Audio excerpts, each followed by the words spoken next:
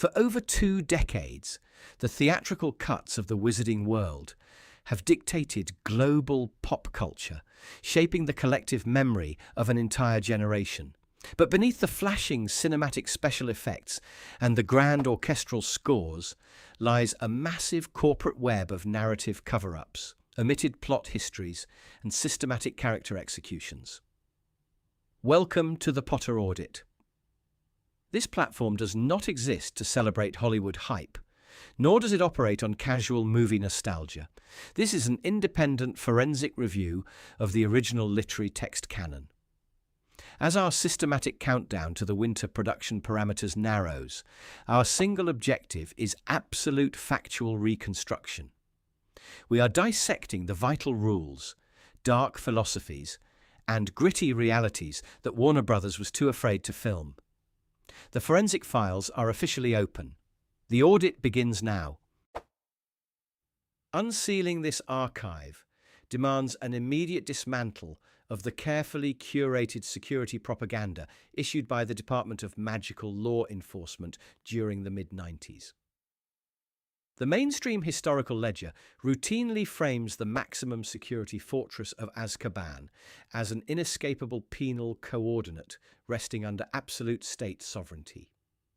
This bureaucratic narrative remains a deliberate distortion of the text. A forensic audit of the logistical baseline reveals that the Ministry of Magic built their entire national security strategy upon a fragile, fundamentally corrupt contract with predatory non-beings. By relying completely on Dementors to enforce confinement through psychological starvation, the state outsourced its sovereign judicial enforcement to anomalous entities that possessed no loyalty to the constitutional framework. The catastrophic events of January 1996 were not a failure of stone walls or physical cells. They were the predictable structural collapse of a government apparatus that surrendered domestic border security to entities that could easily be bartered with by an insurgent regime. Surrendering domestic border security to entities that could be bartered with allowed the Dark Lord's underground network to execute a covert diplomatic infiltration of the island. The literary canon establishes that the Dementors did not revolt through a chaotic, violent prison riot. Instead, they engaged in a systematic, calculated defection matrix engineered by Voldemort's emissaries. The text reveals that the insurgent regime offered these non-beings a vastly superior economic alternative to the ministry's strict penal rationing, while the state restricted the Dementors to feeding exclusively on the managed despair of a dwindling inmate population. The Death Eater network guaranteed them unrestricted access to the entire civilian population of the British mainland. This irresistible expansion of their predatory hunting grounds completely nullified the Damocles Protocol. The guards did not open the cell doors through a physical security breach. They simply drifted away from their administrative posts, rendering the state's ultimate maximum security deterrent completely hollow without firing a single spell. Rendering the state's ultimate maximum security deterrent completely hollow permitted the immediate unhindered extraction of Voldemort's core military cadre. The original book text lists the high-profile, high-security assets secured within the deepest, innermost ring of the fortress, including Antonin Dolohov, Augustus Rookwood, and Bellatrix Lestrange. These individuals were not casual political dissenters. They were highly trained, battle-tested operatives who possessed invaluable deep-state intelligence and lethal tactical expertise. The book canon outlines that the physical extraction was executed with total administrative precision, as the cell walls were cleanly blasted outward from the exterior to create an immediate evacuation corridor. The cinematic version reduced this systematic military breakout to a stylized montage of exploding posters and screaming caricatures. The original text presents a cold, terrifying reality. Within a single hour, the insurgent network reclaimed its entire senior command structure, instantly shifting the national balance of military power while the state remained completely unaware of the compromise. The state remained completely unaware of the compromise due to a deliberate, deeply entrenched bureaucratic strategy of denial executed by the executive branch. When the initial automated security charms flagged the absolute catastrophic collapse of the island's containment field, Minister for Magic Cornelius Fudge did not sound a national alarm. Instead, the administration immediately classified the data, hiding the breach from both the public press and the legislative committees of the Wizengamot. The book canon reveals that Fudge's primary administrative goal was not the immediate recapture of the assets, but the frantic preservation of his political approval ratings. Admitting that 10 high-threat Death Eaters had breached Azkaban would force a public acknowledgement that Albus Dumbledore's warnings regarding Voldemort's return were entirely accurate. The Ministry chosen to protect its short-term reputation over public safety, initiating a massive internal cover-up that left the civilian population completely defenseless against an invisible enemy. Leaving the civilian population completely defenseless required the systematic weaponization of the Daily Prophet to shift public blame away from institutional failure. The text in the Order of the Phoenix details how the Fudge administration orchestrated a massive media gaslighting campaign immediately following the breakout. Instead of printing the truth, the paper ran a highly coordinated narrative claiming that Sirius Black was the criminal mastermind who had masterminded the mass escape. The book canon exposes this as a cynical psychological operation designed to achieve two political outcomes. It preserved the myth of Azkaban's absolute security by blaming an internal rogue asset, and it systematically discredited the anti-insurgent resistance network. For months, the press flooded households with manufactured panic, hiding the active militarization of the Death Eater factions behind a wall of state-directed disinformation, demonstrating how easily a democratic society's information channels can be corrupted when the ruling elite faces a severe legitimacy crisis. This severe legitimacy crisis forced the ministry into initiating a series of desperate extrajudicial tracking protocols that completely violated standard wizarding civil liberties. Under the cover of emergency enforcement decrees, the Department of Magical Law Enforcement deployed aggressive surveillance assets across the country. The text reveals that the state initiated warrantless monitoring of the Flu network, illegal intercepts of Owl Post, and the deployment of armed Aura strike teams into private residences suspected of harbouring political dissidents. The book canon outlines that these measures did absolutely nothing to disrupt the actual Death Eater network, which operated safely under advanced concealment charms. Instead, these invasive tracking protocols were weaponized against innocent citizens who questioned the ministry's competence.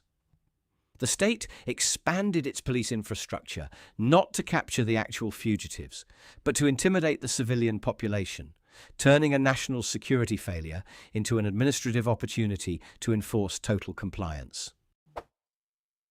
The enforcement of total compliance exposed a profound institutional double standard within the wizarding world's legal apparatus. While the ministry deployed maximum executive resources to harass ordinary citizens, it systematically protected high-ranking aristocratic suspects who bankrolled the ruling party. The text reveals that even as the breakout assets were actively rebuilding Voldemort's military infrastructure, individuals like Lucius Malfoy maintained unhindered access to the minister's private office. The book canon details how the financial elite used substantial gold endowments to St. Mungo's and political action committees to guarantee that their names remained completely unlinked from any official accomplice investigations. This systemic corruption created a two-tier judicial reality where a penniless suspect could be sent to Azkaban without a trial, while an elite pure-blood donor could literally finance a mass breakout of his own military allies while continuing to dictate state policy over executive dinner tables.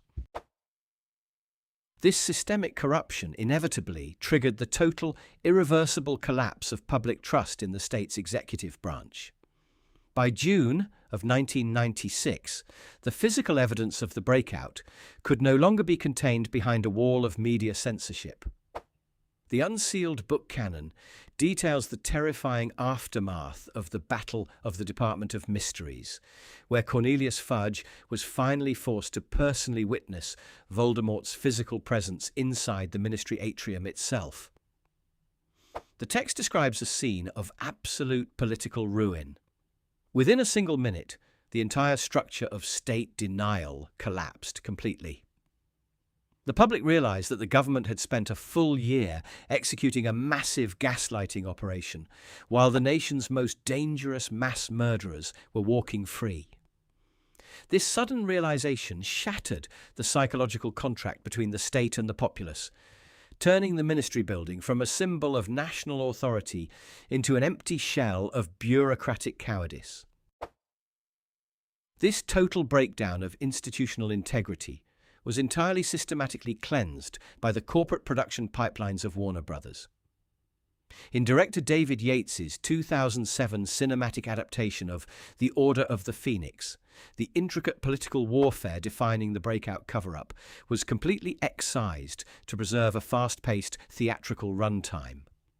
Hollywood production metrics reveal that scriptwriter Steve Kloves had to compress a massive 870-page book into a manageable commercial asset, reducing the mass breakout to a few seconds of special effects showing exploding prison walls.